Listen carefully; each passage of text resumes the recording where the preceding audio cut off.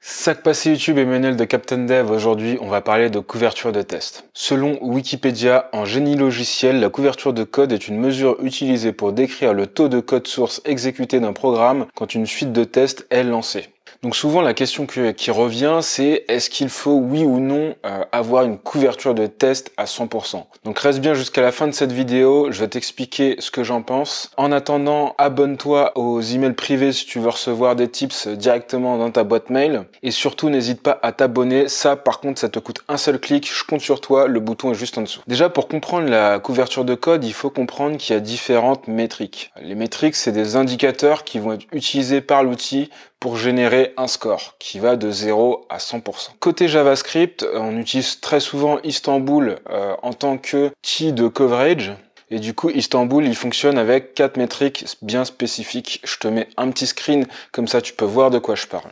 Premièrement, on a les statements. Les statements, ça va être une expression dans un fichier de code, donc qui peut être sur une ou plusieurs lignes. On va avoir les branches, là c'est dès qu'on a des conditions, par exemple si c'est une condition booléenne, il va falloir tester de passer dans un chemin ou dans l'autre. Donc si c'est un if, on va avoir le true ou le false.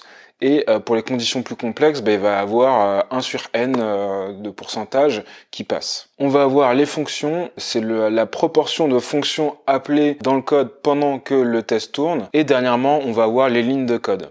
Donc ces 4 métriques-là, elles vont te générer un score qui va te donner un pourcentage. Et bien sûr, il y en a certaines qui sont plus faciles à couvrir que d'autres. Par exemple, le nombre de lignes et le statement, c'est souvent bien plus facile que les branches quand on a des cas complexes. D'ailleurs, petit aparté, pour ceux qui se posent la question comment couvrir et tester des méthodes privées, si vous vous posez vraiment cette question-là, c'est que quelque part, il y a peut-être un autre problème dans votre code. J'y reviendrai dans une autre vidéo. Donc premièrement, avant de me dire si oui ou non il faut 100% de test coverage, alors juste avant de parler de coverage, on va distinguer deux notions différentes qui sont très importantes. On va avoir le code coverage qui est généré par un outil qui est bête et méchant, qui va juste analyser le code pendant l'exécution des tests, et on va avoir le test coverage qui est là un truc un peu plus subjectif, qui va être le nombre de features ou de fonctionnalités de votre application qui est couverte par les tests. Pour moi, celui-là, il est aussi très important. Donc comme j'ai dit précédemment, c'est un outil qui est un peu bête et méchant. Il faut pas compter à 100% dessus pour se dire ok, j'ai 100% de coverage, je peux avoir aucun bug. Si tu connais bien la pyramide des tests, n'oublie pas que les tests unitaires ne couvrent pas tout le scope de ton application, malheureusement. Bien sûr, pour moi, je préfère avoir une couverture de test légèrement plus basse, mais avoir des tests vraiment bien écrits plutôt que des tests vraiment débiles qui vont être là juste pour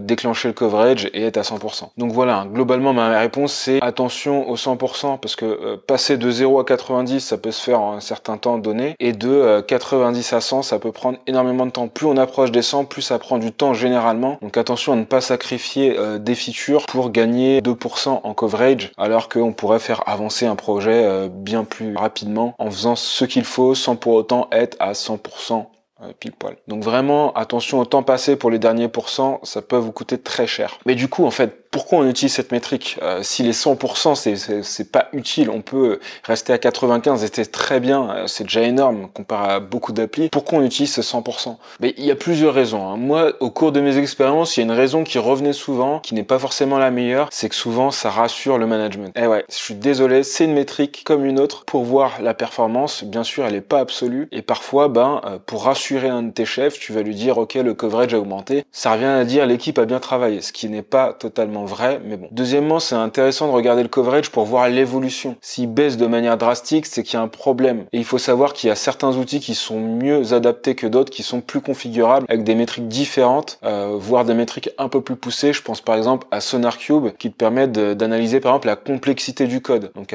si tu as une méthode avec 500 nesting, quand je dis nesting, c'est des indentations, qui fait 1000 lignes de code, la complexité va juste exploser, et en fait ça te pousse à bien segmenter ton code. Qui dit segmenter dit extraire des méthodes, des fonctions et compagnie. Chaque fonction étant bien nommée te permet de donner une intention et de rendre plus lisible le code. Pour moi, la grosse utilité du coverage, c'est que ça permet de mettre en avant les manquements d'un développeur ou d'un testeur. Parce que finalement, si tu livres une feature qui fait 10% en termes de code et que le coverage baisse de 10%, c'est que quelque part, t'as même pas joué le jeu de tester ton code. Donc concrètement, il faut aussi savoir que quand on démarre, entre guillemets, avec un coverage qui est assez bas, si on suit les bonnes pratiques, au fur et à mesure, il devrait augmenter très lentement ou très progressivement, mais devrait rarement baisser. Par exemple, si tu as un coverage à 40% et que tu fais beaucoup de refacto dans ton code, théoriquement et mécaniquement, ton coverage devrait augmenter. Si c'est pas le cas, c'est que quelque part, t'oublies de tester des trucs qui devraient l'être en fait. Donc voilà, pour terminer, pas besoin de 100% dans l'absolu, ce serait débile de passer 10 jours pour gagner 1% de 99 à 100. Par contre, c'est vrai que ça permet de vraiment surveiller l'évolution et ça peut être intéressant sur le long terme. J'espère que cette vidéo t'a plu, n'hésite pas à me donner ton avis en commentaire, c'est hyper important. Mets un petit like si t'as aimé la vidéo, j'aimerais vraiment savoir, pour ceux qui font du test, qu'est-ce qu'on vous demande dans votre équipe. Et pour tous les autres, je vous dis à bientôt sur Captain Dev.